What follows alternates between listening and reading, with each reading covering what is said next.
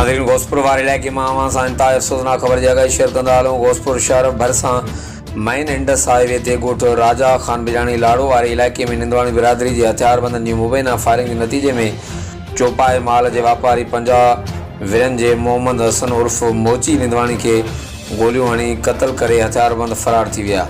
हथियारबंद जेके मोटरसाइकिल ते सवार हुआ घोसपुर खां वापसि ॻोठ वेंदड़ मोहम्मद हसन निंदवाणी जो पीछो करे खेसि गोलियूं हणी क़त्ल करे छॾियो। इलाइक़े में चोॿोल आहिनि त वाक़ियो निंदवाणी बिरादरी जे ॿिनि धुरनि में हलंदड़ पुराणे खूनी तकरार तां पेश आयो आहे। हर वक़्तु आगाह लाइ ॾिसंदा रहो GTN वेब न्यूज़ घोसपुर।